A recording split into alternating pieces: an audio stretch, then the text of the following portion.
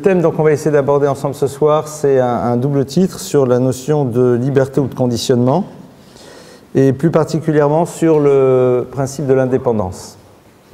Alors, le point de départ de notre réflexion démarre donc sur le texte, bien sûr. On est donc dans une paracha dans laquelle on nous relate l'histoire bien connue des Meraglim. Donc, pour celles et ceux qui ne sont pas au courant, de quoi s'agit-il? Le peuple d'Israël donc est dans le désert.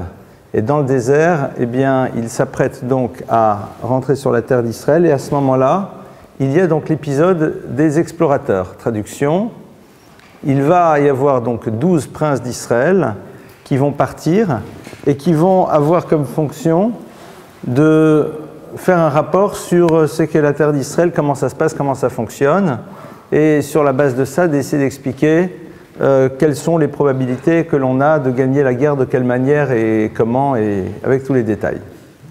Et donc le texte de la Torah nous dit que Dieu s'adresse à Moshe, lui dit, voilà, envoie pour toi des individus afin qu'ils parcourent donc cette terre de Canaan que je donne aux enfants d'Israël. Chacun donc est représentant d'une tribu, pardonnez-moi, et ils seront des princes. Donc on est ici avec des personnages de qualité qui ont une mission particulière à remplir. Le texte nous dit que Moshe les envoie, et lorsqu'ils reviennent, ils vont faire un rapport sur la terre d'Israël assez catastrophique. C'est-à-dire, ils vont dire, en tout cas pas tous, 10 sur 12, vont dire ça va pas du tout, cette terre d'Israël très complexe à conquérir, on a là-bas des géants, on a là-bas des villes fortifiées, c'est super dur. Et plus que cela, on a une terre qui produit des fruits énormes, enfin, c'est gigantesque, ça va être très compliqué. Et le texte nous dit que lorsqu'il rapporte cela, le peuple d'Israël commence à pleurer, et Dieu dit, ah tiens, vous pleurez, vous avez peur que je n'assume pas ma promesse, vous avez peur que je ne remplisse pas ma parole. Eh bien, en effet, vous avez raison, vous ne partirez pas en Israël, et ce sera la génération de vos enfants. Et c'est à partir de cela que le peuple d'Israël va se retrouver à errer pendant 40 ans dans le désert, avant que ce soit la génération d'après qui vienne dans le désert. Voilà plus ou moins le cadre. Alors, il y a plusieurs choses qui sont intéressantes à constater dans ces versets, c'est que sur les 12, il y en a 10 qui, en effet, vont venir faire un rapport catastrophique. Et 2 qui, au contraire, vont essayer de changer cette vision, c'est Yoshua et Caleb, Josué et Caleb, et qui au contraire vont dire, mais pas du tout, la terre d'Israël est super, on va y arriver, vous allez voir, ça va se passer très très bien. Qu'est-ce qui s'est passé? Et on a un midrash, donc un texte de la tradition rabbinique qui nous dit, voilà, qu'est-ce qui s'est passé au fond? Eh bien, quelque chose de très simple. Higdim Upe le Haïn, il y a une inversion des lettres de l'alphabet. A priori, on ne voit pas le rapport. C'est-à-dire que lorsque ils sont revenus, eh bien, Higdim Upe le Haïn, ils ont fait précéder la lettre P à la lettre Haïn. Dans l'alphabet hébraïque, en effet, vous avez donc la lettre Haïn qui est avant la lettre P. Et là, le texte nous dit, ben voilà, c'était ça le problème, ils ont inversé ces deux lettres. A priori, ce midrash ne veut pas dire grand-chose.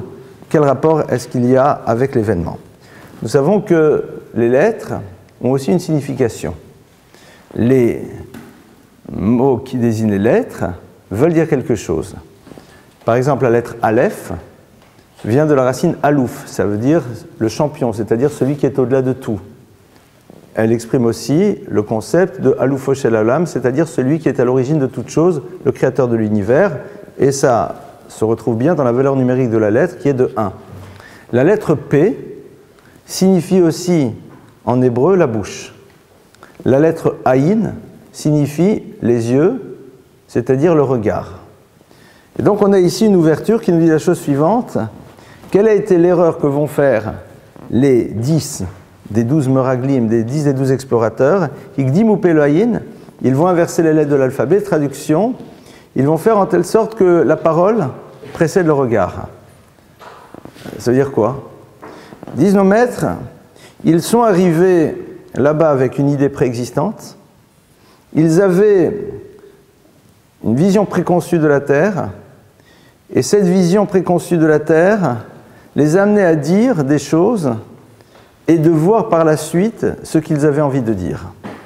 C'est-à-dire que la Torah ici est en train de nous révéler que le problème que vont avoir 10 de ces 12 personnages, qui sont décrits par la Torah comme étant des personnes qui ont une stature particulière, ce n'est pas des petits rigolos, c'est véritablement anashim, c'est-à-dire des individus de haute stature, higdim ou peloïn.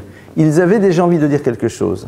C'est-à-dire qu'à l'intérieur d'eux, ces paroles qu'ils vont prononcer sur la terre sont déjà présentes, et donc leur regard ne fera que corroborer l'idée qu'ils ont déjà, et c'est là où on va rentrer un petit peu dans le sujet. Qu'est-ce qui s'est passé? Comment se fait-il que ces 10 personnes, au plus profond d'eux-mêmes, ont déjà envie de dire quelque chose sur cette terre, paroles qui vont entraîner l'impossibilité que le peuple d'Israël se retrouve sur cette terre, en tout cas pas cette génération-là, il faudra attendre la génération suivante. Et comment se fait-il qu'il y en a 2 qui justement y échappent? Qu'est-ce qui s'est passé entre les 10 et les 2? Alors, plus que cela, les 2 sont Yehoshua et Kalev, Josué et Kalev. Et le texte nous dit qu'en effet, Yehoshua vient de la racine Yahoshia, Dieu va te sauver. Josué est l'élève par excellence de Moshe, et lorsque il part, eh bien, le texte nous dit que Moshe prie pour son élève et lui dit que Dieu te sauve. C'est-à-dire, il pressent qu'il va y avoir ici quelque chose qui va se passer.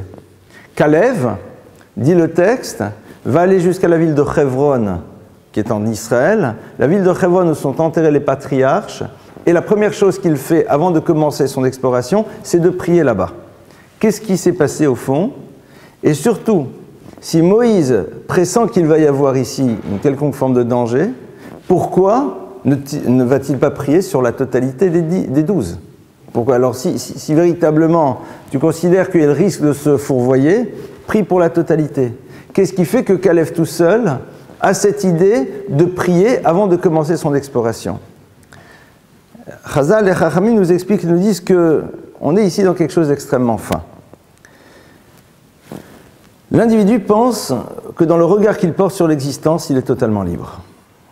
C'est-à-dire que ce que je vais voir et ce que je vais comprendre à travers de mon observation est quelque chose qui est totalement objectif. L'épisode des Meraglim est en train de nous dire que c'est exactement le contraire. Il y a en effet à l'intérieur de l'individu un certain nombre d'éléments qui vont l'amener à porter un regard et à décoder ce qu'il va voir, fonction de quelque chose qui est beaucoup plus profond à l'intérieur de lui. Quelle est cette chose qui est à l'intérieur de l'individu, et ici particulièrement des Meraglim, qui va les amener à se fourvoyer? Qu'est-ce qui va faire qu'à un moment, ils vont voir ce qu'ils ont envie de dire? D'où provient ce fameux « ce qu'ils ont envie de dire » Au fond, en quoi ça pose problème que le peuple d'Israël aille sur cette terre? Quel est le problème? Alors ils arrivent, ils disent, voilà, la terre d'Israël, bon c'est vrai, mais Dieu nous l'a promis, donc ça va marcher. On a eu sans arrêt des miracles. Donc puisqu'il y a eu sans arrêt des miracles, miracle pour miracle, ça va fonctionner encore cette fois-ci, et on va se retrouver sur la terre d'Israël et tout ira bien dans le meilleur des mondes. On est bien sorti d'Égypte. On a échappé à l'histoire de Amalek. On a échappé à toutes sortes de dangers dans le désert. Dieu a toujours été présent. Donc d'une certaine manière, on a en plus des éléments qui vont dans le bon sens. Donc même si on se rend compte que la terre d'Israël pose problème, la parole qui va suivre, eh bien, pourquoi est-ce qu'ils l'ont? Ils pouvaient très bien dire, oui, c'est vrai, la terre d'Israël est complexe, oui, a priori, le peuple a l'air d'être un peuple qui est fort, mais néanmoins, faisons confiance à Dieu, il va réussir à nous amener sur cette terre comme il a toujours réussi à le faire. C'est ce que d'ailleurs vont dire les 2 autres. Les 2 autres ne vont à aucun moment remettre en cause le fait que c'est une terre qui est peuplée de géants et qui a l'air a priori extrêmement solide. Qu'est-ce qui s'est joué ici? Alors, disent les Sfarim, les Meraglim, dès lors qu'ils sont devenus des Nessim, c'est-à-dire des princes, le statut et la fonction qu'ils ont va avoir un impact sur leur vision du monde. C'est-à-dire que l'expérience de leur fonction va créer chez eux, sans qu'ils s'en rendent compte, le désir de la continuité de celle-ci, et le désir de la continuité de celle-ci va les amener à ne plus avoir un regard totalement objectif sur les réalités auxquelles ils vont se confronter. C'est-à-dire que cette illusion de liberté n'est plus présente. Il y a ici non pas un conditionnement dans le sens où on l'entend d'habitude, c'est-à-dire un conditionnement qui provient d'un tiers vis-à-vis de l'individu, mais c'est la situation qu'ils vivent qui va les amener à un moment à fonctionner comme quelqu'un de conditionné, c'est-à-dire de voir dans une monodirection et de ne pas être capable de voir dans des directions différentes. C'est-à-dire que la lecture et la traduction qu'ils vont faire des choses va prendre une direction qui elle-même a été déterminée par le désir qu'ils ont d'être dans la continuité de l'expérience qu'ils ont faite dans le désert, c'est-à-dire d'être des chefs. Or, ils n'ont pas de certitude absolue qu'en terre d'Israël, ils continueront à être chefs. C'est-à-dire, ils savent très bien que le peuple d'Israël qui va se retrouver maintenant sur sa terre va sans doute avoir besoin de responsables qui ont des qualités différentes que ceux qui l'ont guidé dans le désert. Et qu'il y a des possibilités qu'à un moment, la fonction qui est la leur disparaisse. Mais dans l'absolu, quel est le problème? Si à un moment de l'histoire, tu dois remplir une fonction, et que tu as rempli à ce moment de l'histoire la fonction qui est tienne, tu as rempli la mission qui était la tienne. Donc à la limite, maintenant, c'est quelqu'un d'autre qui est en train de la prendre, mais si c'est l'autre, c'est que ça ne devait pas être toi. Donc d'une certaine manière, il n'y a aucun problème. Mais l'expérience que l'individu va faire de la fonction qui est la sienne, eh bien, à un moment, va créer chez lui le désir de la continuité de celle-ci. Ce désir-là, il n'arrive pas à le percevoir. Ils sont persuadés qu'au fond, ils agissent pour le bien du peuple d'Israël.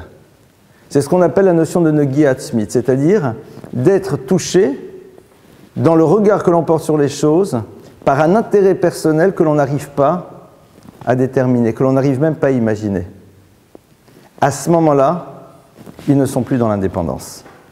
C'est-à-dire que la perte d'indépendance, elle commence dès lors que je vis le plaisir d'une expérience que j'ai envie de renouveler, quelle qu'elle soit. Dès le moment où je vis le plaisir d'une expérience que j'ai envie de renouveler, alors je suis déjà dans une perte d'indépendance. Parce qu'au plus profond de moi-même, je risque d'organiser ma vie, mon regard, ma parole, ma manière d'être, pour pouvoir à nouveau revivre cette expérience que j'ai pu vivre. À l'image des Moraglim. Les Moraglim savent ce qu'est le plaisir d'avoir une fonction à l'intérieur du peuple d'Israël. Ils ne sont pas du tout dans la série un peu bas de gamme, « Ouais, c'est moi le chef, je suis le plus fort, vous m'obéissez tous ». On n'est pas avec des individus de ce style. Kulam Anashim. Ils ont véritablement une stature élevée. Et c'est quoi au fond peut-être ce plaisir? Ce plaisir de réaliser qu'ils jouent un rôle à l'intérieur de l'histoire du peuple juif. Non pas le plaisir de celui qui est le chef et qui va être le calife à la place du calife, pas du tout. C'est-à-dire cette chose extrêmement fine que l'on ressent lorsqu'on est en train de vivre ce que l'on doit être. Et à ce moment-là, on a envie d'être dans la continuité de ce ressenti. Et si à un moment, notre parole, notre regard va amener à ce que l'on passe à une étape suivante dans laquelle on ne vivra plus cette expérience de la même manière, alors peut-être que c'est là où on ne dit plus les choses comme elles doivent être. Au fond, on voit qu'il commence à être pas simple d'être indépendant. Adam Karov Etzel Atzmo. C'est ce que la Gemara nous dit, chaque individu est proche de lui-même. Et que la proximité que l'on a de nous-mêmes va nous amener parfois à confondre ce que nous devons dire, ce que nous devons voir, avec ce que nous désirons vivre. Et ce que nous désirons vivre va nous amener à avoir un certain regard sur les choses. Alors, Kulam Anashim, c'est des grands et malgré tout ils tombent dans ce piège. C'est-à-dire qu'il y a une forme de démarche, d'introspection qui n'a pas pu être faite. Donc Ignim ou Peloïn, ils ne se sont pas rendus compte qu'au fond, quand ils voyaient les choses, quelque part leur regard était presque attiré par des spectacles qui allaient corroborer ce qu'ils avaient en fond envie de dire. Mais ce qu'ils avaient envie de dire, c'était quelque chose qui allait permettre au peuple d'Israël de rester encore dans le désert. Et donc pour eux, d'être dans la continuité de leur expérience de diriger le peuple d'Israël. Et de ce plaisir de remplir sa fonction. On n'est même pas dans l'idée de envie à un moment de rester le chef en tant que chef. À tel point que les maîtres de la Kabbale nous expliquent et nous disent que, quelque part, il y a quelque chose même d'extrêmement élevé dans ce désir. c'est que être dans le désert, c'est rester au fond dans une expérience spirituelle extrêmement élevée. Rappelons-nous que le désert, c'est véritablement une expérience de proximité permanente avec le Créateur. C'est un univers dans lequel les contingences classiques ne sont pas présentes. C'est un univers dans lequel, en effet, on n'est pas soumis aux règles économiques. C'est un univers dans lequel le quotidien, c'est l'expérience de la proximité avec le divin. Donc quelque chose de totalement différent. La terre d'Israël, c'est se retrouver dans un cadre économique, un cadre, enfin, tout ce qui est nécessaire pour que un peuple fonctionne et fasse l'effort de retrouver le divin à l'intérieur d'une société classique. Et d'après le Zohar, c'est ça aussi qu'ils ont en tête. C'est-à-dire qu'au fond, ils disent, mais attends, mais si on rentre en Israël, c'est cette expérience spirituelle incroyable que le peuple risque de perdre. Plus que cela, on se confronte maintenant à une réalité beaucoup plus complexe et qui dit que le peuple va réussir véritablement à remplir sa mission. Donc il y a presque ici une parole qui doit être dite. Il ne faut peut-être pas rentrer en terre d'Israël. Peut-être c'est ça que Dieu attend. Peut-être qu'au fond, ce que Dieu attend ici, c'est qu'on lui dise non.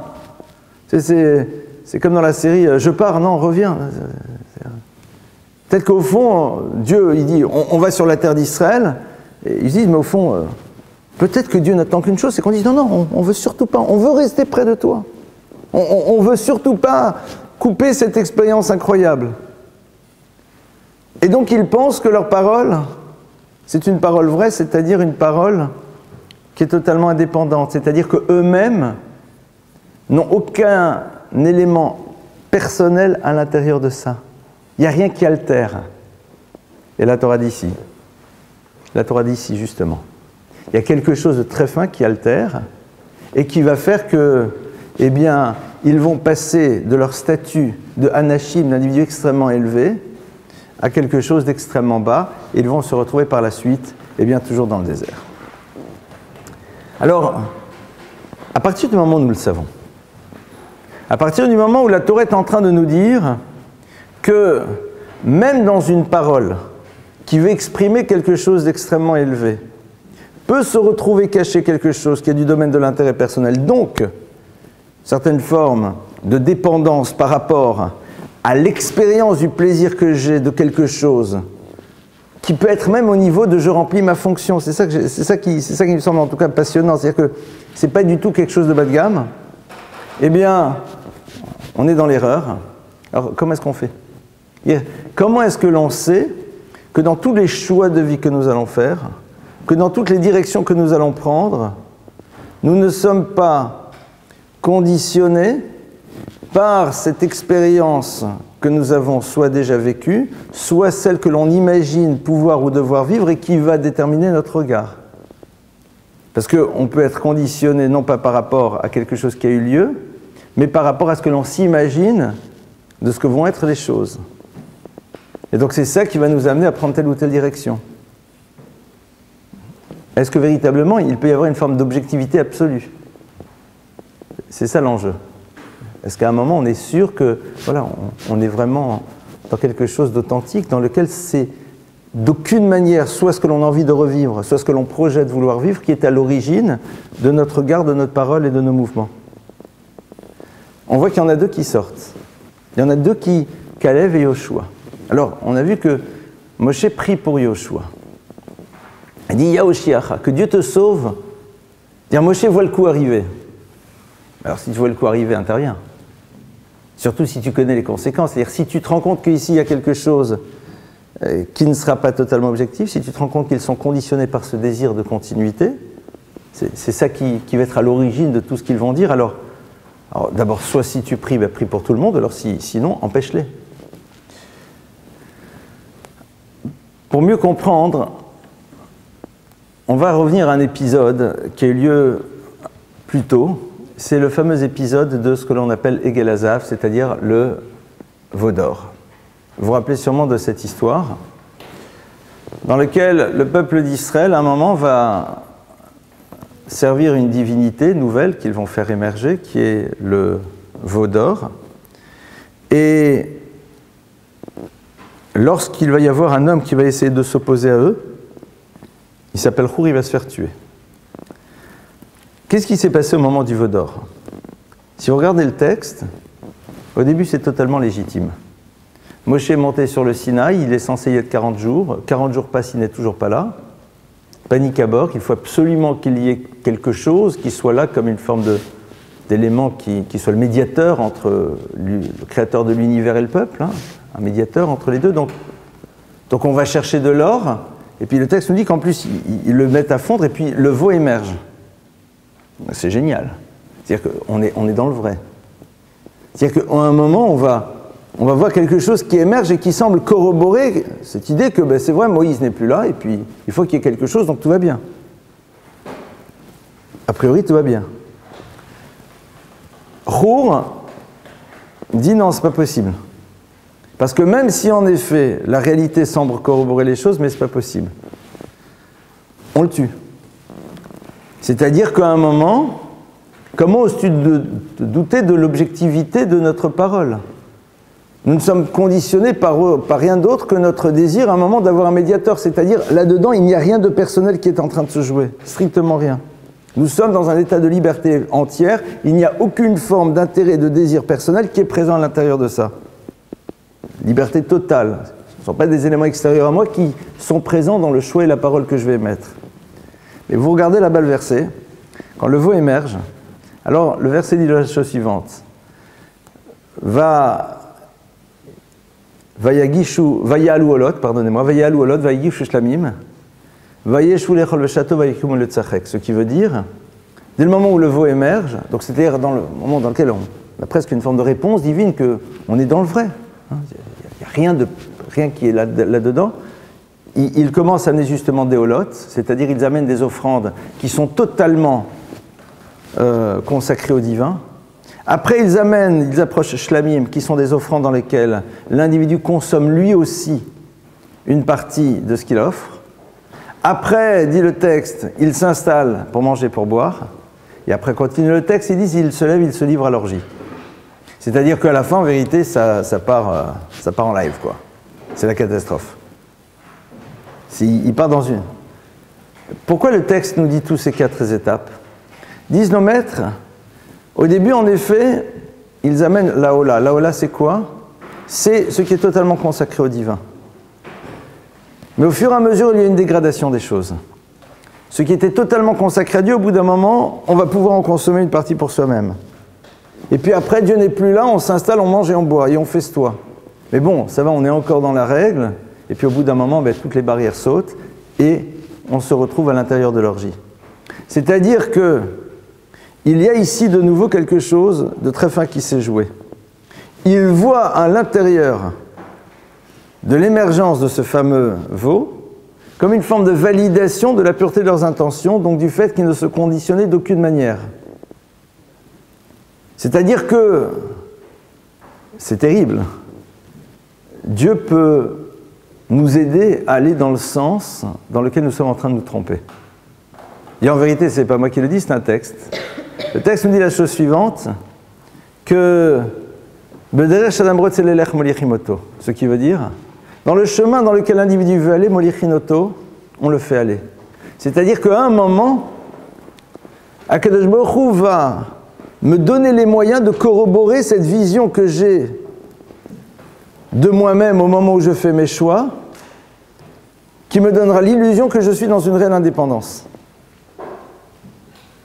C'est-à-dire que la Torah est en train de me dire, ce n'est pas parce qu'à un moment tu as l'impression que Dieu valide tes choix que pour autant, il n'y a pas là-dedans quelque chose qui est du domaine du conditionnement qui prend son origine dans ton désir de vivre un certain nombre de choses qui t'intéressent.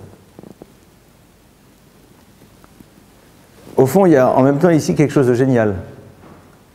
C'est-à-dire que tu ne peux pas, à travers ton expérience, créer une certitude que ta démarche est totalement indépendante.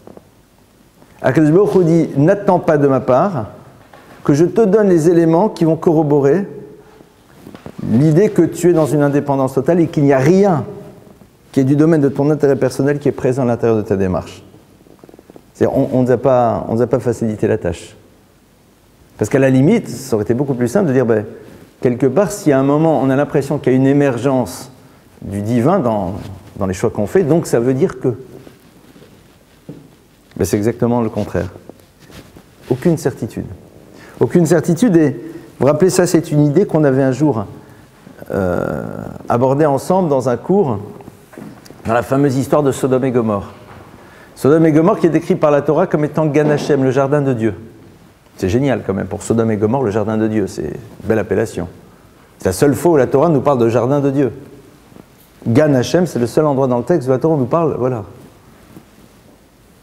Le jardin d'Éden, c'est pas le jardin de Dieu. Le Gan Hashem, c'est fort, quoi. À quel moment on parle d'un endroit qui est Gan Hashem? À quel moment c'est Sodome et Gomorrhe? C'est-à-dire que Sodome et Gomorrhe, au fond, sont persuadés que la démarche qui est la leur, elle est totalement authentique. C'est-à-dire que le modèle qu'ils ont mis en place au niveau de l'organisation de leur société est un modèle qui n'est pas du tout dicté par leur désir à eux de... Mais, parce que c'est comme ça qu'une société doit s'organiser pour perdurer. Parce qu'il ne faut pas oublier que Sodome et Gomorrhe, c'est pas tellement la perversion au niveau des mœurs qui est présente là-bas, c'est beaucoup plus la perversion dans le rapport à l'autre. C'est-à-dire, ils sont dans un système dans lequel chacun fait partie de son club. Tu as ton histoire, tu as ta vie, ne me demande pas de t'aider, que ceux qui sont à côté de toi s'occupent de toi, moi tu ne m'intéresses pas. Et au fond, dans l'idée, ils disent oh, c'est un bon truc, quoi. Que chacun s'occupe des siens et puis tout ira bien.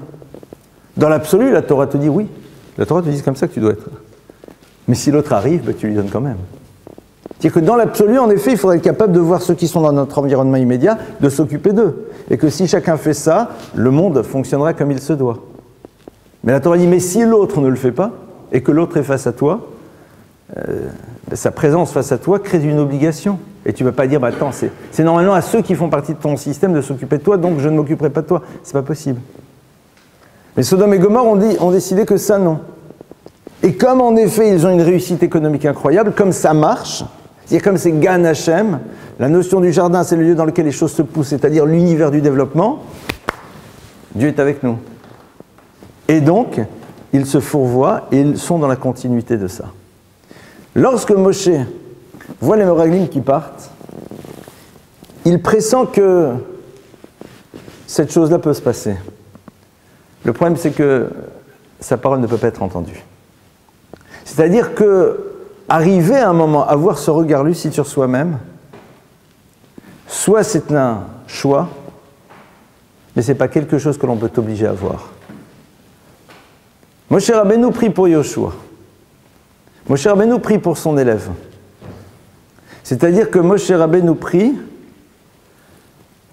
pour celui avec lequel il y a un lien particulier, et il pense qu'en effet, Yoshua est dans cette capacité à un moment de ne pas sombrer à l'intérieur de cette vision qui n'est pas réelle des choses. Ça ne sert à rien de prier pour l'autre si tu sais que l'autre, dès le début, a ce désir de ne pas être dans l'objectivité. Ça ne sert à rien. Toi qui ne pries pas pour eux. Moshe sait que Yoshua, il est encore dans ce désir. Seulement, est-ce que ce désir sera suffisant? Il n'en sait rien. Pourquoi? Parce que quand tu es dans le groupe et que la totalité du groupe a cette lecture des choses, alors tu risques à un moment d'aller dans le sens du groupe.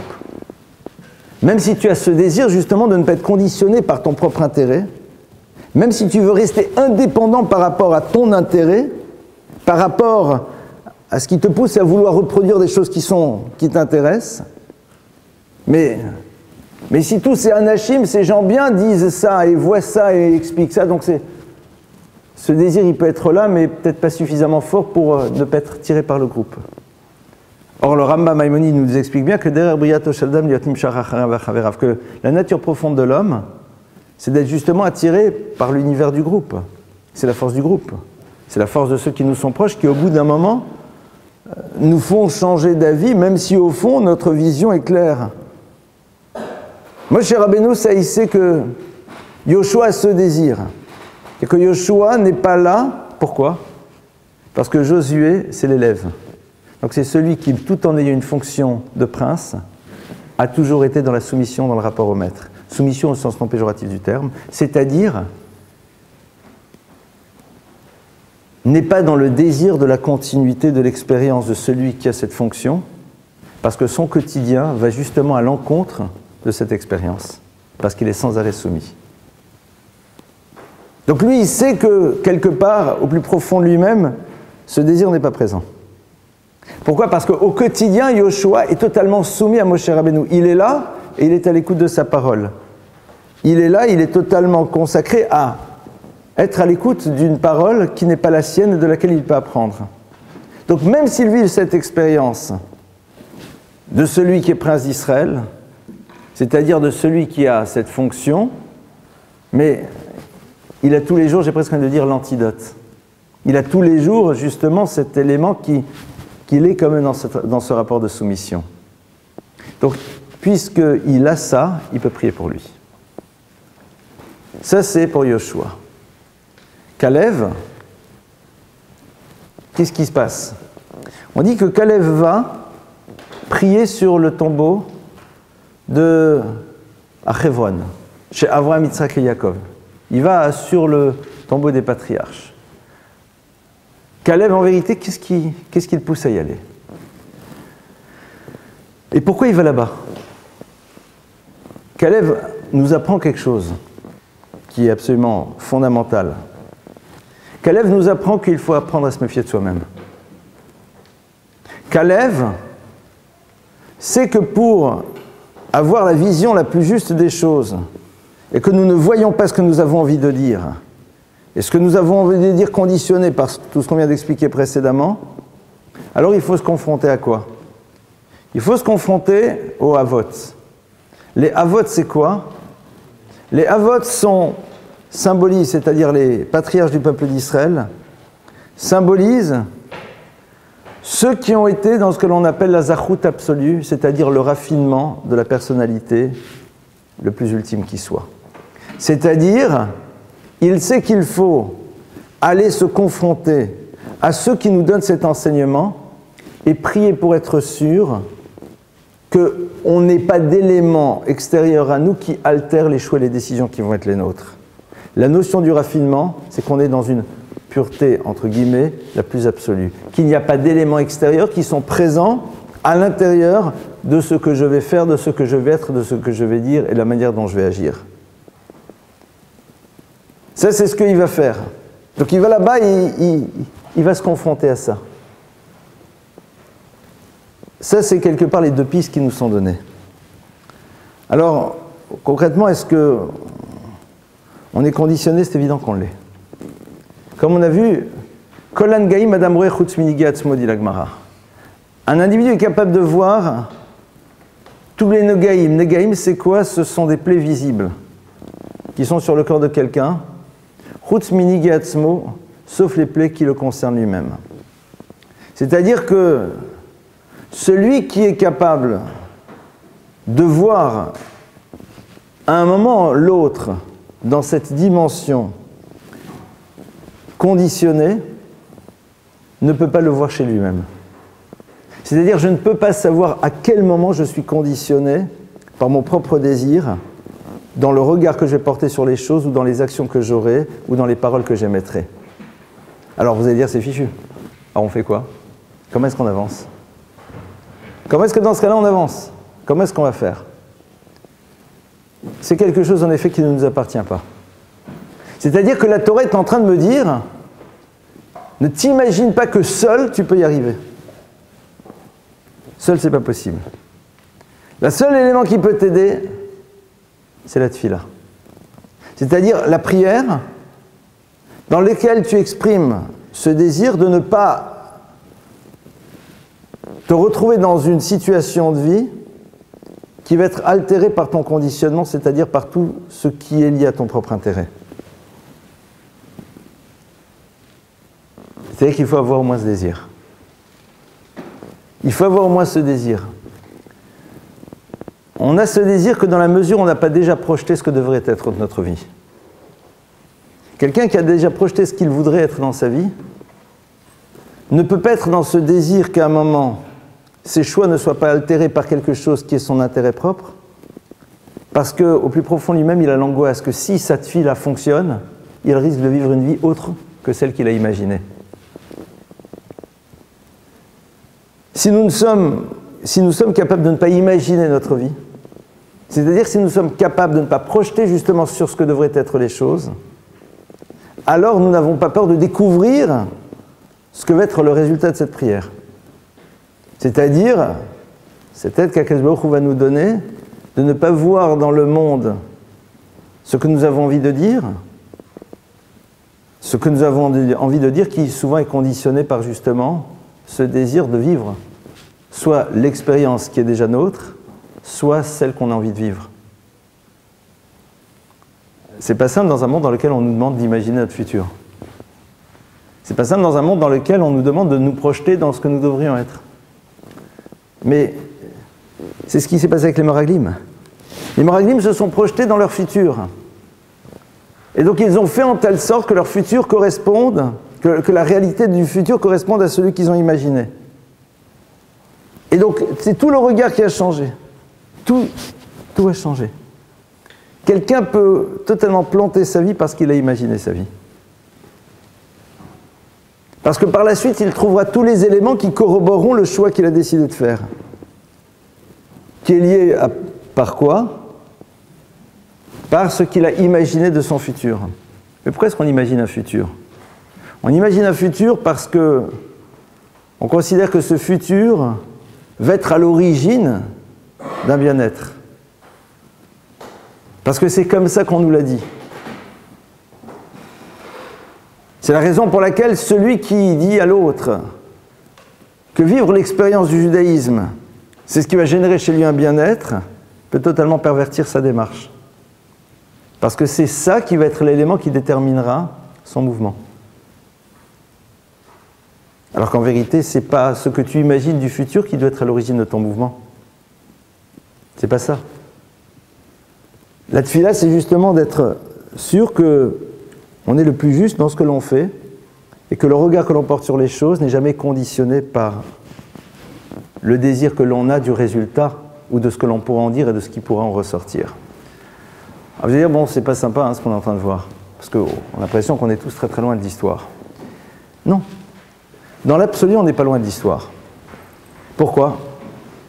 Parce qu'on va justement reprendre ce qu'on a vu précédemment. L'Agma nous dit Bederer Shadam Rotzelelech Molichimoto. Le chemin dans lequel l'individu veut aller, Molichimoto, on le fait aller. Ce principe-là, il va dans les deux sens. Ce principe-là, il va dans les deux sens. Et c'est ce que l'on dit tous les jours dans le texte Karov Hashem Lechol Korav Lechol Hashaikru Behemet. Qu'Akadosh Baruch Hu est proche de tous ceux qui l'appellent, Lechol Hashaikru Behemet, de tous ceux qui l'appellent Behemet, avec l'attribut de vérité. Parce qu'on ne peut pas traduire ici de ceux qui l'appellent véritablement, parce que si tu t'adresses à Dieu, mais en vérité tu n'y crois pas, alors pourquoi tu lui parles ? C'est-à-dire de ceux qui n'ont qu'un désir, c'est que la notion de émet, de vérité, soit présente à l'intérieur de leurs paroles, de leurs demandes et leurs désirs. Et c'est quoi l'attribut de vérité ? Le mot émet est composé de 3 lettres. Et les 3 lettres du mot émet constituent le mot tohem. Tohem, ça veut dire adéquation. Parce que être dans l'univers de la vérité, c'est vouloir être en adéquation parfaite avec le projet qui doit être le nôtre. C'est-à-dire demander à Kadosh Baruch Hu de nous permettre de vivre totalement le projet qui doit être le nôtre, sans que la projection que l'on a de ce que devrait être ce projet nous amène à poser un regard et à dire des mots qui vont nous faire prendre une direction qui n'est pas la bonne. Et ça, c'est à notre portée. Parce que justement, on ne sait pas ce que ça va être. Donc comme on ne sait pas ce que ça va être, on est sûr que quand on le demande, ce n'est pas avant tout la projection de ce que seront les choses qui est à l'origine de notre demande. Parce que justement, tu ne sais pas. Parce que justement, tu ne sais pas. Dans le chemin dans lequel tu vas aller, on te fait aller. C'est-à-dire que si c'est ça ce que l'on désire, alors on peut se retrouver dans quelque chose qui va être dans le domaine de la totale indépendance. Parce que j'essaie depuis tout à l'heure de traduire le mot indépendance par la possibilité que l'on a d'être sûr que les mouvements, les paroles et les regards que l'on va émettre ne sont pas conditionnés par quelque chose qui est du domaine de nos propres désirs ou de ce que l'on projette, de ce que pourra générer en effet les choses. Donc ça, c'est quelque chose qui est en même temps terriblement facile et terriblement angoissant. Parce que ben, tu ne sais pas ce qui va se passer. C'est-à-dire qu'en 2 mots, tu n'as plus de plan de carrière, quoi. Et si on réfléchit, on va voir que souvent, on altère son regard, sa pensée, son jugement pour pouvoir nous amener à obtenir un résultat. C'est-à-dire que l'interprétation que l'on fait de quelque chose est conditionnée beaucoup plus par ce que cela va générer par la suite. Si à un moment on est dans quelque chose qui est du domaine du Hémet, et que tu es dans une rencontre, et que dans cette rencontre, en effet, eh bien ce n'est pas la projection de ce qu'elle peut t'amener qui est présent. Tu peux découvrir la réalité de l'autre, soit t'en rapprocher, soit t'en enfuir. Mais si l'autre peut être le support qui te permettra d'atteindre un objectif, ben dans ce cas-là, tu ne pourras pas le voir dans ce qu'il est réellement, parce qu'il est le support d'eux. Et quelque part, tu n'es pas dans ton histoire. Mais on vit quand même une histoire. Mais on vit quand même une histoire. Il se passe quand même quelque chose. Mais on n'est pas dans son histoire. Lorsque l'enfant grandit dans la tradition juive, au tout début de sa vie, on le conditionne. Totalement. On le conditionne. On lui apprend, j'ai envie de dire presque de manière automatique, à parler de Dieu, à dire Dieu. Vous allez dire, mais attendez, c'est pas libre. On lui dit tous les matins, tu dis Modéani, merci Dieu, Shema Israël, écoute Israël, fais les bénédictions et trucs, on parle de Dieu, Dieu, Dieu, Dieu, Dieu, Dieu. Attends. Alors, j'ai envie de dire, mais attends, il n'est pas libre. Il n'est pas libre. Au fond, on est ici véritablement dans un enjeu qui nous touche, nous, en tant qu'adultes. C'est que de toute façon, ma parole va conditionner. Ma présence va conditionner. Le regard que je porte sur les choses va conditionner. On n'a pas besoin de rentrer dans les arcanes de la psychanalyse pour savoir que le regard que le parent a porté sur telle et telle chose va être un élément déterminant dans le regard que l'enfant portera sur cette chose. C'est évident. C'est évident. Donc, conditionnement, il y aura. Parce que tout simplement, dès le moment où il y a une présence d'un tiers, eh bien, cette présence va m'impacter. Et plus encore pour l'enfant qui est totalement malléable et qui absorbe tout. La Torah, en me proposant de conditionner l'enfant, m'amène à me poser la question de la place qu'occupe le divin dans mon histoire. À partir du moment où je suis dans ce désir de Hémet, de vérité, alors je sais que pour pouvoir accéder à un univers dans lequel mes choix ne se font pas de par la projection du résultat, mais par le désir d'être en adéquation avec mon projet, il faut qu'à un moment le concept du divin soit présent. Et c'est ça qui s'est passé au moment de l'expérience du Sinaï. C'est pour ça qu'au moment de l'expérience du Sinaï, on dit que le peuple d'Israël a vu littéralement Dieu. Alors c'est un anthropomorphisme, c'est pas qu'ils ont vu des images. Ils ont vécu cette expérience qui a créé pour eux cette idée de l'évidence absolue du divin. Cette dimension-là qu'a vécu le clan d'Israël au moment du Sinaï les rentre dans l'univers du Hémet, de la vérité. Et ça, c'est ce qui va les amener à conditionner leurs enfants pour que cette notion-là soit présente chez eux et qu'ils soient sûrs que les choix qu'ils feront par la suite seront essentiellement dictés par cette notion de désir d'être en adéquation avec le projet qui doit être le leur. Et c'est vrai que dès le moment où cette notion est présente dans notre vie, tout change. Il y a des gens qui disent « Non, mais moi je crois en Dieu, mais je ne suis pas pratiquant. » Je dis « Attends. Si véritablement tu poses le problème du divin, alors à un moment se pose pour toi la question de ton projet par rapport à la raison pour laquelle il t'a mis dans le monde. C'est-à-dire tu ne peux plus être dans l'imaginaire de ce que devrait être ta vie puisqu'il a décidé que tu devrais être là. Donc puisqu'il a décidé que tu devais être là, immanquablement tu te poses la question de la place que tu dois occuper. Donc ça ne sert plus à rien d'être dans la projection de ce que tu penses d'eux. Et si tu te projettes, c'est que quelque part tu es dans un système qui t'a amené à te projeter dans quelque chose. Et te donner le désir de vivre quelque chose, mais est-ce que véritablement c'est ça ton projet ? Pour être indépendant, il faut d'abord être conditionné. Il faut qu'à un moment, cette base-là, elle soit inscrite à l'intérieur de l'individu. Quelqu'un qui n'a jamais été conditionné sera toujours dépendant, parce que ça sera les univers qu'il rencontrera qui seront à l'origine de ces mouvements, de par ce qu'ils vont lui proposer dans leur regard sur l'existence. Et c'est intéressant de voir que, de manière assez concrète, lorsque vous avez dit à un moment « Ah non, non, nos enfants, ils doivent être libres, totalement libres, libres, surtout pas leur transmettre ni les valeurs de Dieu, etc., etc. » Ils feront leur choix. Ils ne feront jamais le choix du divin, ou quasiment jamais. Sauf s'ils font l'expérience que la projection qui était à l'origine de leur mouvement ne leur apporte pas véritablement quelque chose qui les remplit, qui a une forme de manque. C'est avant tout la sensation de manque qui va être à l'origine d'un nouveau questionnement. Mais sinon, on va voir que ce sont les sociétés qui vont les conditionner, totalement, et qui vont déterminer par la suite ces choix qui seront tous sauf des choix de liberté. Ils ne sont plus indépendants. D'aucune manière. Parce que la totalité de leur mouvement, de leur regard, est fonction de ce qu'ils ont envie de vivre, qui a été déterminé par d'autres. Et donc, d'une certaine manière, ils sont dépendants sans arrêt de ça.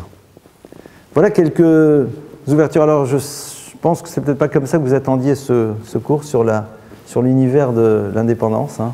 Peut-être, je pensais que ça allait se passer. On aurait pu le faire hein, de manière un peu plus psy ou autre, mais en tout cas, c'est comme ça que j'ai envie de... Alors, comme vous avez pu le constater, c'est quelque chose que, en tout cas, qui pour moi s'élabore. C'est-à-dire, je ne suis pas encore arrivé jusqu'au bout de ma réflexion dans ce domaine, mais il y a quelque chose qui, en tout cas, me touche énormément. C'est de comprendre qu'est-ce qui s'est joué véritablement dans cette histoire. Et comme vous allez voir d'ailleurs, mais quand ensuite ils viennent et ils disent on a vu, etc., voilà ce qui va se passer, et tout est tordu après. Parce qu'ils vont dire on a vu, ils ont des forteresses. Et Rachid de dire mais s'ils ont des forteresses, c'est qu'ils se sentent faibles. Parce que celui qui a besoin de s'enfermer dans son ghetto, c'est que quelque part il a peur des autres. Donc c'est qu'il n'est pas fort. Celui qui s'enferme dans un univers dans lequel il tient l'autre sans arrêt à distance, c'est qu'au fond, au plus profond de lui-même, il ne se sent pas suffisamment équipé pour se confronter à cet autre. Tous les systèmes que l'on utilise pour maintenir les autres à distance sont autant d'éléments qui révèlent notre faiblesse, c'est-à-dire ce manque de conscience de ce qui nous constitue véritablement. Mais c'est aussi dans l'univers de la guerre. Si vous avez besoin, si vous êtes super baraqué, que vous êtes obligé de mettre partout des portes et des portes et des portes et des portes, donc à un moment, même la logique n'est plus présente. C'est-à-dire que leur logique n'est plus là. Quand ils vont voir cette terre avec tous ces récoltes incroyables, ces fruits géniaux, ils se disent mais c'est génial! Vous imaginez un petit peu la bénédiction de cette terre, c'est extraordinaire, vous avez vu ce que Dieu propose? Ils disent non mais c'est énorme, c'est gros, c'est des géants, c'est pas possible. Même cette logique de se dire d'accord, mais on est quand même passé par d'autres choses. Et chaque fois Dieu a été à nos côtés. Donc sois bêtement logique mon frère. Sois juste logique. Jusqu'à présent, chaque fois que tu étais confronté à une difficulté dans le désert, quelle qu'elle soit, Dieu intervient de manière miraculeuse et te fait avancer. Là tu arrives au but du voyage. C'est-à-dire, voilà, c'est la finalité. Alors on en a vu des difficultés par ailleurs, mais ce n'est pas pour autant que ces difficultés nous empêchaient d'accéder au but. Donc là c'est évident que ça va bien se passer. C'est un raisonnement, presque envie de dire enfantin. Ils ne peuvent plus le tenir. Cette notion de shoradik ou pelayin. Ce qu'ils ont besoin de dire, qui est lié à cette forme de conditionnement, qui prend son origine dans l'expérience qu'ils ont fait du plaisir d'être dans la direction du peuple, dans laquelle ils pensent même que c'est bien qu'ils restent dans le désert parce qu'au fond, dans l'absolu, on reste plus proche de Dieu. C'est-à-dire, comme on peut créer un système de raisonnement tordu, les empêche maintenant que la logique puisse intervenir et jouer un rôle à l'intérieur de leur choix. Donc, comme on l'a vu, le désir du émet, le désir de vérité est est au fond le seul élément qui peut jouer là-dedans. L'Agma nous dit Kol haose avera umidbayesh ba mochen limrod kol avonotav. Tout celui qui fait une transgression et qui après se sent un peu honteux, Dieu lui pardonne à toutes les fautes. C'est quoi cette histoire? Parce que le sentiment de honte que l'on peut ressentir est lié au fait qu'on a encore cette conscience du lieu dans lequel se situe la vérité. Et qu'à un moment, il y a une forme de dissonance entre ce que nous sommes en train de vivre et cette vérité. C'est-à-dire que c'est quelque chose qu'on peut garder, qu'on peut préserver. Ce n'est pas nécessairement quelque chose qu'on va arriver à vivre en permanence, parce que c'est ça toute la complexité du combat de vie. On risque de se retrouver à un moment dans des événements de vie, dans des paroles, dans des manières d'être, dans tout ce que vous voulez, mais le fait de ressentir une certaine forme de honte montre bien que on est encore dans l'univers du vrai. On est encore dans un univers dans lequel eh bien, on n'a pas altéré ce désir d'être dans quelque chose qui est du domaine du vrai. Puisque quelque part, on ressent encore cette absence de vrai à l'intérieur d'un comportement. Voilà quelques idées. Alors donc, d'accord. Peut-être qu'ils ne reviendront jamais parce que ça les a fatigués. À vous les questions.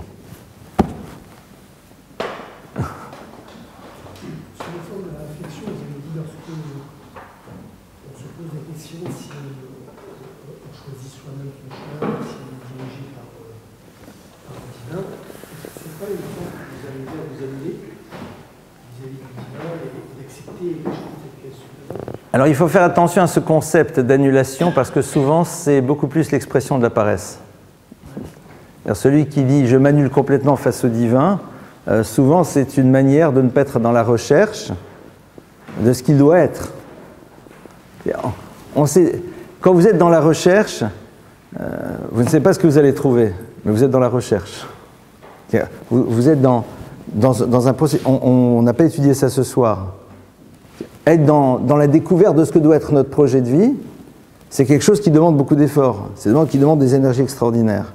La notion du bitoul, de l'annulation, telle que je le comprends, c'est être dans l'acceptation de ce que l'on va découvrir. C'est-à-dire de ne pas, dès le début, projeter ce que l'on voudrait, et puis après faire en telle sorte que la découverte qu'on va faire de nous-mêmes corrobore ce désir d'atteindre l'objectif. C'est-à-dire de celui qui va se découvrir très doué dans tel domaine, parce que justement, c'est avant tout le résultat qui l'intéresse. C'est là où en effet on parle de la notion de Karov, le Roger Beder, là où l'homme veut aller. C'est là où en effet se situe l'univers de la Tfila. L'univers de la Tfila, c'est parce qu'on a parfaitement conscience que cette notion du désir qui est présente à l'intérieur de chacun de nous, sinon ça serait pas rigolo, comme dirait l'autre, est là. Vous savez très bien, comment est appelé l'arbre de la connaissance du bien et du mal, quand toute cette histoire elle démarre, quand toute cette problématique, quand la notion du émet, du divin, de vérité du divin est altérée. Comment on l'appelle dans le Zohar, l'arbre de la connaissance du bien et du mal? Il a un nom qui définit les choses parfaitement. Il anadisfeik à l'arbre du doute. C'est-à-dire l'univers dans lequel même, dans la chose qui est totalement fausse, se situe quand même quelque chose qui est du domaine du vrai, et dans le domaine de ce qui est du vrai, se situe quand même quelque chose. Et la tfila, c'est justement cet individu qui est dans cette conscience-là. Et qui se rend bien compte qu'à un moment, c'est toujours... Et d'ailleurs, c'est intéressant de voir que notre génération, elle nous amène à nous projeter énormément dans notre futur. C'est incroyable. C'est énormément cette projection qui va être à l'origine de nos mouvements. Et on dit c'est très important, comme ça il aura de l'ambition, etc. et tout. Et c'est sûr et certain que si demain j'imagine mon futur tel qu'il pourrait être, j'ai envie de l'atteindre et je vais mettre des énergies parce que l'imaginaire que j'ai de ce que je pourrais ressentir au moment où je vais le vivre est à l'origine de mon mouvement. Avec ce grand problème, c'est que le jour où je le vivrai, ça ne sera pas du tout ce que j'ai imaginé, donc j'aurai l'impression que je ne l'aurais jamais vécu et je vais me retrouver un peu mal. Mais ça, c'est un deuxième problème. Tu as dit non, découvre. Tu as dit découvre ce que va être ton histoire. Alors, mais tout ce que tu es dans les mains de faire, fais-le avec la totalité de tes énergies. C'est-à-dire tes énergies, elles sont là pour, au moment où tu es en train de réaliser quelque chose, le faire pleinement, totalement, et qu'une partie de ton énergie ne soit pas utilisée par ce que tu imagines de ce que va produire cette énergie.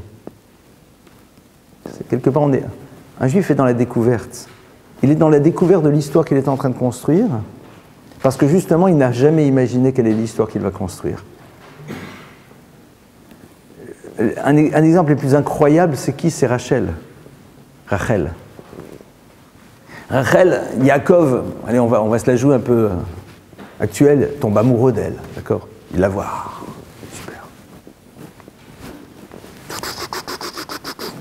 D'accord? Ça commence. Qu'est-ce qui se passe? Rachel voit que son père veut escroquer Yaakov et veut faire passer sa sœur Léa à sa place. La projection de l'histoire qu'elle aurait pu faire aurait pu l'amener immédiatement à intervenir pour dire mais ça se fait pas, surtout qu'en plus on n'est pas dans un problème de rivalité, là ça se fait pas quoi, c'est-à-dire Yaakov, tu es en train de l'escroquer, tu le fais passer ma sœur à ma place, c'est honteux. Rachel, elle voit l'histoire à l'instant T. À l'instant T, qu'est-ce qu'elle voit? La honte horrible que va vivre sa sœur quand elle va être découverte. Et elle dit à sa sœur, tiens, elle lui donne les éléments pour ne pas se faire surprendre. Ce qui est énorme. Elle est dans l'instant T, elle n'est même pas dans ce que va imaginer Yaakov. Voilà.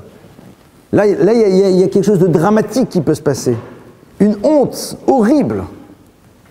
Donc j'ai quelque chose à faire à cet instant. C'est qu'Akadosh Baruch Hu, dans un moment comme ça, il me demande de faire quoi? De faire en telle sorte que l'autre n'ait pas honte.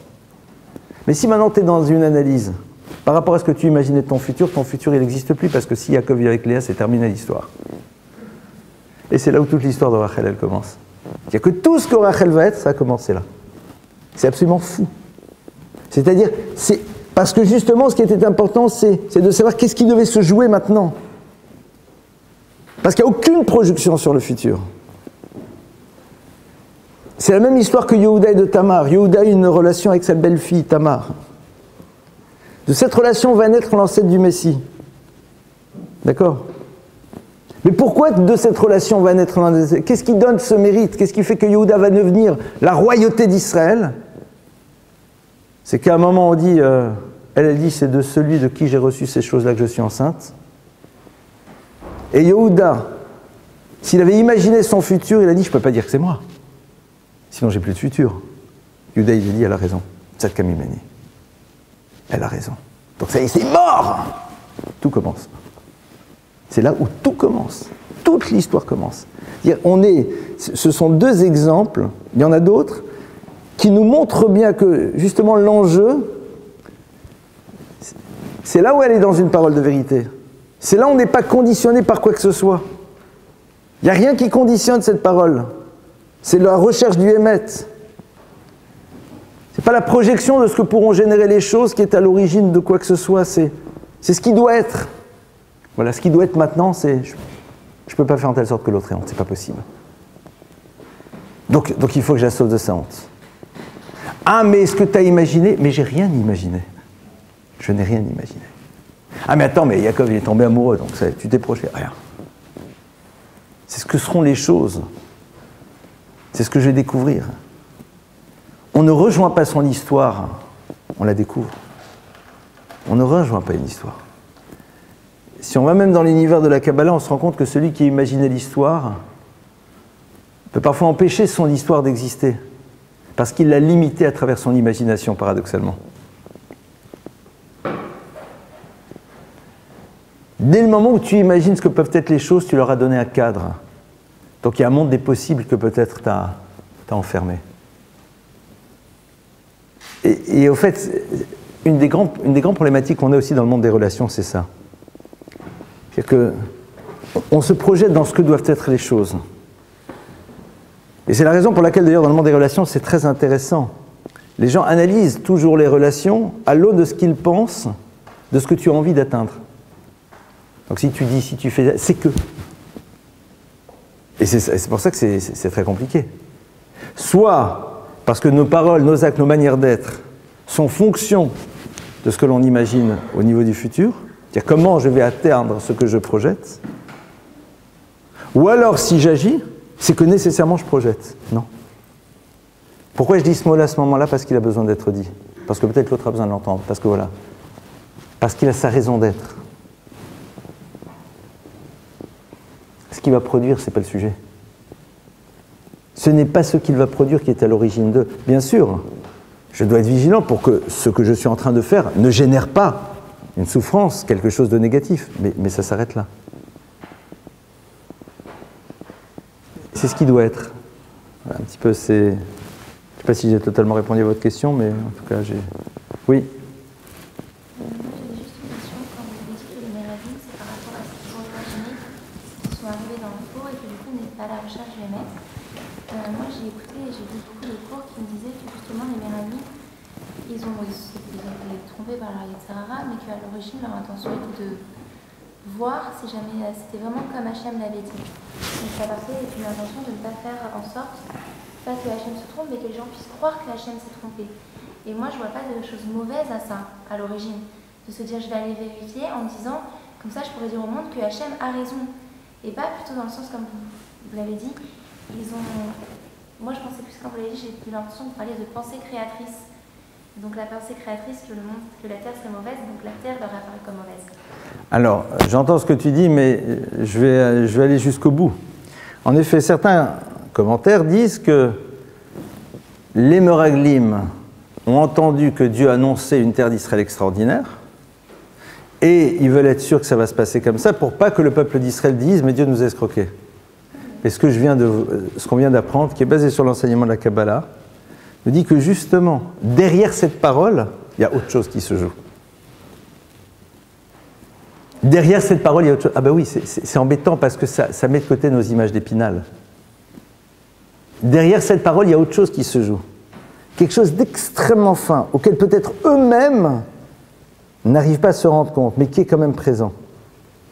Et c'est pour ça qu'on a vu qu'il n'y a que la tefila qui peut aider. C'est-à-dire que derrière, parce que le Zohar que j'ai cité qui dit mais non, il faut qu'on reste dans le désert parce que le désert c'est le lieu de contact avec Dieu, c'est dans le même principe. On veut surtout que ça se passe de la manière la plus merveilleuse possible entre Dieu et son peuple. Mais derrière, qu'est-ce qui se joue? Et c'est quelque chose d'imperceptible.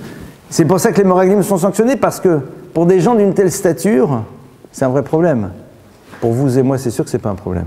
Enfin, pour moi, sûrement, pour vous, je sais pas, mais c'est sûr que c'est pas un problème. Parce que nous, on est dans quelque chose de plus épais. On n'est pas déjà dans une telle finesse. Mais pour eux, voilà, il y a quelque chose qui ne va pas. Et c'est là où, en effet, on peut appeler ça le chet. C'est là où se situe le chet. C'est qu'ils n'ont pas su, à un moment, se poser la question de ce qui était réellement à l'origine une parole qui, a priori, est très belle. Nous, à la limite, on a plus de facilité, parce qu'on sait très bien que parfois, notre parole, elle est là pour servir nos intérêts. Parce que parfois, ça... Voilà. Donc au moins, on est clair, on sait sur quoi on doit régler ses comptes, quoi. Mais eux, ils sont loin de ça. Les Meraglim, ils sont plus à notre petit niveau à nous. C'est quelque chose de beaucoup plus grand.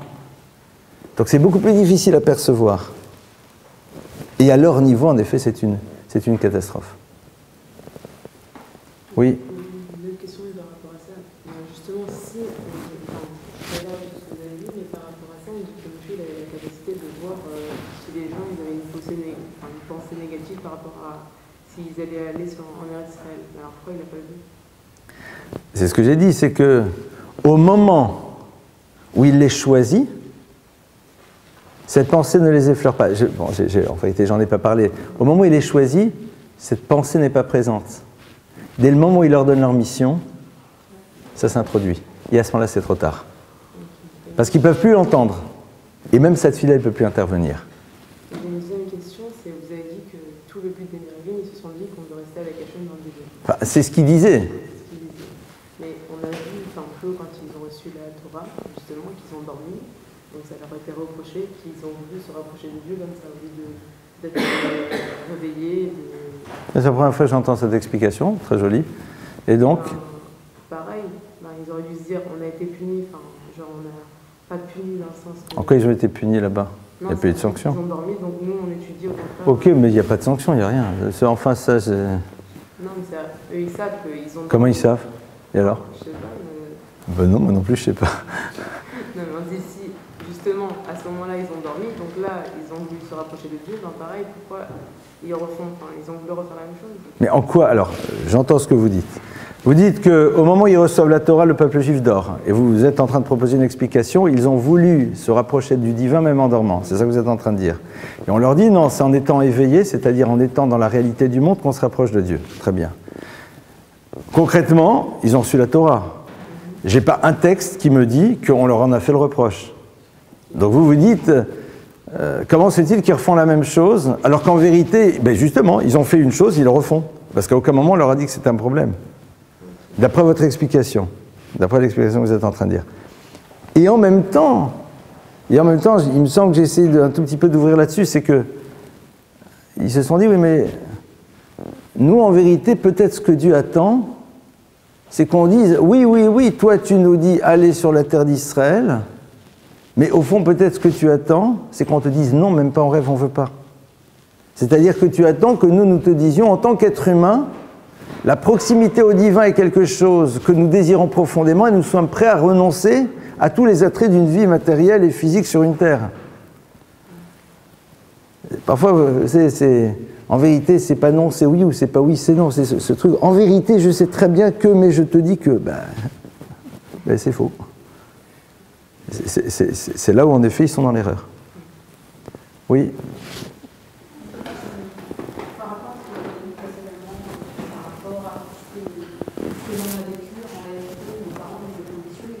Complètement. Et c'est ce qu'on est en train de dire avec les enfants. Parce que ça veut dire pour autant qu'il ne faut absolument pas les conditionner de manière à ce qu'ils puissent trouver leur voie réelle. Mais le problème, c'est que si on ne les conditionne pas et qu'on ne remonte pas, enfin, si on ne les tire pas vers le haut, en réalité, si on ne leur donne pas un objectif qui serait difficile à atteindre, en réalité, on ne leur permettra pas de s'élever suffisamment. Alors, tous les mots que vous êtes en train d'utiliser, on va les reprendre. Enfin, pas tous, parce que sinon ça prendra du temps. Votre présence est conditionnante. Parce que comme on l'a vu, votre réaction, votre manière d'être, votre regard va être un élément qui va déterminer le regard et la perception que l'enfant aura au monde. La relation que vous avez à l'univers déterminera la perception que l'enfant aura de cet univers. Donc le parent, de par sa présence, est conditionnant.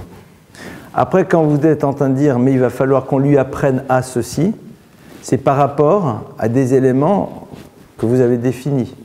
Donc vous allez lui faire rentrer cette idée qu'au fond, c'est un objectif, c'est atteindre ceci et cela. Donc on est dans un conditionnement complet, total. Alors, comment est-ce qu'on fait pour... C'est pas ce soir un cours sur l'éducation, mais je vais donner une ou deux pistes. Comment est-ce qu'on fait ?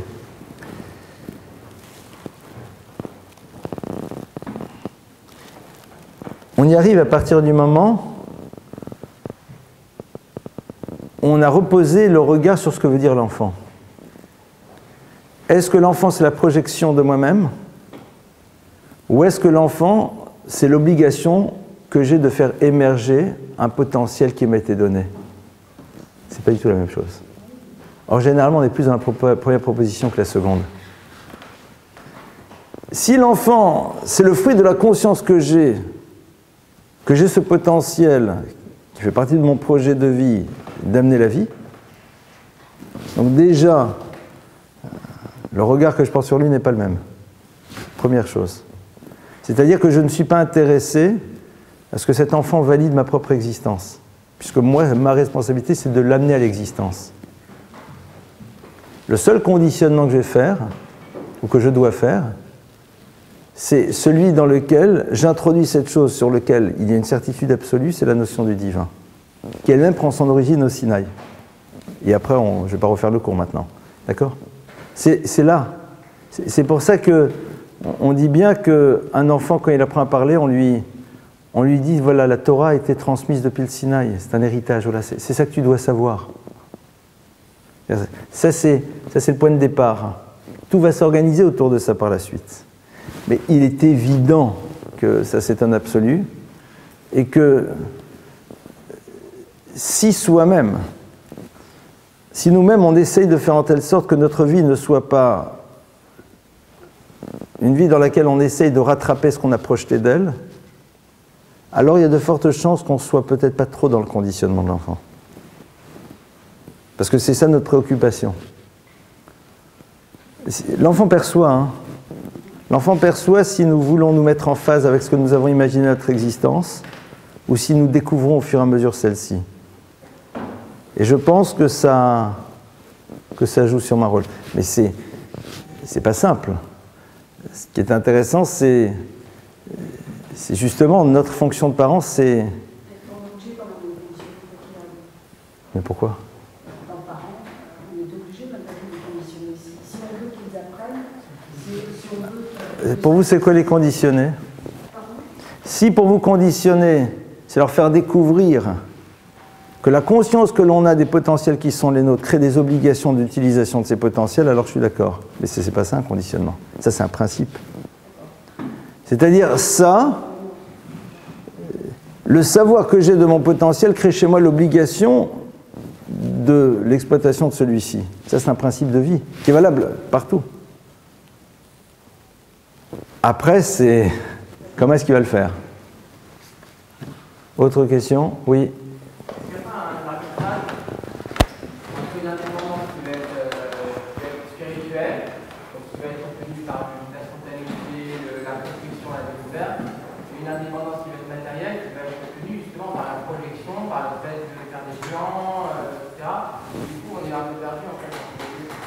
Mais l'indépendance matérielle, au fond, tu n'es pas obligé de te projeter sur ce que devrait être ton futur pour pouvoir la découvrir et pour pouvoir la vivre. On fait des business plans, mais ce n'est pas le résultat qui est à l'origine de ton mouvement. Ce qui est à l'origine de ton mouvement, c'est la réflexion que tu as sur les potentiels qui sont les tiens et l'univers le plus adéquat dans lequel tu vas devoir les utiliser, qui fait apparaître chez toi quelque chose. C'est-à-dire, c'est le savoir que tu as de ton potentiel qui va t'amener à un moment à te poser la question sur l'utilisation optimale. Et je te rappelle que pour la Torah, l'élément essentiel sur lequel on nous demande à tous de travailler, c'est sur ne pas gâcher les choses. Et ne pas gâcher, c'est de ne pas utiliser dans des univers inadéquats les potentiels qui est le nôtre. C'est là où en effet, c'est une des choses sans doute les plus difficiles. Et donc à partir du moment où c'est ça ton état d'esprit, c'est-à-dire tu dis, avec tous ces éléments-là, et une nécessité en effet de créer ce dont j'ai besoin pour pouvoir vivre, j'arrive à quoi? C'est-à-dire tu prends les différents éléments qui constituent, et puis au bout d'un moment, tu arrives à, c'est peut-être à prendre telle et telle direction. Et puis donc à ce moment-là, tu y vas. Mais c'est plus un constat. C'est plus un constat. Et c'est vrai que souvent les gens ne vont pas être dans ce qu'ils auraient dû être, ou ce qu'ils auraient pu être, parce que ils ont le savoir des éléments qui le constituent, et tout de suite, ils ont face à eux une image. Et c'est intéressant parce que vous voyez que tous les maîtres du peuple juif sont devenus des maîtres. Ils ne se sont jamais projetés. Ceux qui ont fait un plan de carrière ont eu des postes, mais ne sont jamais devenus des maîtres dans le plein sens du terme. Parce que justement, c'était la projection de ce qu'ils allaient pouvoir atteindre qui était à l'origine de leur mouvement. Et comme ils avaient des capacités, ils ont réussi à se retrouver dans quelque chose. Mais ce ne sont pas des personnes qui ont eu l'ampleur, parce qu'ils se sont limités de par la définition qu'ils ont donnée de leur futur. N'oubliez pas que quand on définit le futur, on se limite. Ne serait-ce que par le fait que notre parole est réductrice et que l'imaginaire que l'on a nous empêche de voir des choses plus larges. Et empêche même ces choses d'émerger. C'est pour ça que quand Dieu il dit à Abraham, il dit, mais ta descendance, voilà, c'est le sable, c'est les étoiles, c'est-à-dire, il n'y a pas de limite. Ne te limite pas par tes mots. Ne te limite pas par tes mots, ne te limite pas par la projection de quelque chose. Parce que de manière très concrète aussi, parfois quand on l'atteint, alors on dit c'est bon, c'est pour ça que certaines personnes, elles se contentent par la suite juste d'entretenir ce qu'elles sont. Parce que c'était ça l'objectif. Pourquoi il y a des gens qui, quand ils ont 2 enfants, alors qu'ils pourraient en avoir 4 ou 5, n'en ont pas d'autres? C'est pas parce qu'ils n'ont pas de quoi, non. Parce que ça y est, ils se sont limités par les définitions qu'ils avaient déjà données de ce que serait leur famille. Mais ne te limite pas, mon frère. Après, tu as raison, concrètement aujourd'hui, comment on fait? Alors on se dit, bon, alors ça s'appelle un ingénieur, ça s'appelle un médecin, ça s'appelle ceci, ça s'appelle cela. Ok, mais ce n'est pas la représentation que tu t'en fais qui doit être à l'origine. C'est surtout ça. ce qui est terrible, c'est qu'on se rend compte que c'est une forme de carotte. Et c'est tellement dommage. C'est-à-dire, on brandit la carotte de l'imaginaire d'un futur et de ce qu'il peut produire chez quelqu'un pour y aller. C'est pour ça que quand cet imaginaire du futur n'existe plus parce que la réalité ne la corrobore plus, on n'a pas envie d'y aller. Pourquoi les gens n'ont pas envie d'un couple aujourd'hui, ou très peu, même si on dit qu'on le veut? Parce que comme l'imaginaire de ce que ça doit générer n'est pas corroboré par les réalités auxquelles on est confronté, parce que c'est dans tous les sens, ça part dans tous les sens, donc il n'y a plus de raison que j'en ai vraiment envie. Parce que la réalité semble me dire que je ne vivrai jamais ce que j'ai imaginé, puisque concrètement, c'est pas ce qui se passe. Mais ne te projette pas sur ce que c'est. Découvre l'histoire. Et puis fais un jour le constat, tiens, ça marche, c'est génial. Tu vois, même là-dedans, je me pose souvent la question. Les gens ils disent je veux, mais tu veux pas. Pourquoi tu veux pas? Parce que tu t'es projeté. Et comme aujourd'hui, concrètement, la réalité à laquelle tu te confrontes au quotidien rentre en pleine contradiction avec cette projection, alors tu veux plus. C'est pour ça que certains univers professionnels, etc., sont un peu désaffectés. Parce que justement, le rêve de ce que ça est censé faire vivre n'est plus du tout en phase avec la réalité que l'on découvre et que l'on nous propose, que l'on nous montre. Donc c'est plus intéressant, quoi. D'accord? Autre question? Oui. On parlait de projection, pour certains ça fonctionne. Ils font la projection, ils visualisent. Oui. Ils y arrivent. Ils arrivent dans leur histoire ou dans une histoire? Ah, c'est ça, c'est justement ça l'enjeu. Il n'y a aucun problème, hein. Mais moi aussi, hein, j'aurais voulu être un artiste, comme chantait l'autre. Et je peux le devenir. Et je peux le devenir. Je peux le devenir. C'est peut-être ça mon histoire, ou c'est peut-être une histoire. Mais c'est peut-être pas mon histoire. C'est ça le problème. Mais en même temps, alors vous allez dire que je ne suis pas sympa, parce que comme la plupart du temps, nos mouvements ont été déterminés par cette projection, on fait quoi? Ben on décide de redémarrer à partir de là où on en est. C'est-à-dire de voir ce que l'on est comme étant les éléments qui nous constituent, donc comme une forme de potentialité, non pas un aboutissement. Ce serait intéressant de dire, voilà, aujourd'hui, dans ma réussite qui a été conditionnée par mes projections, etc., ce que je suis aujourd'hui, c'est mon monde, c'est mon potentiel. C'est-à-dire voir ce que je suis comme étant un potentiel. Un élément. Et avec tout ça, avec ce que je suis, le médecin, l'ingénieur, le rave, le truc, le machin, etc., qu'est-ce que, voilà, être ouvert maintenant à quelque chose d'autre. Un instant. Être ouvert, et c'est là où en effet on va découvrir. On peut toujours reprendre l'histoire.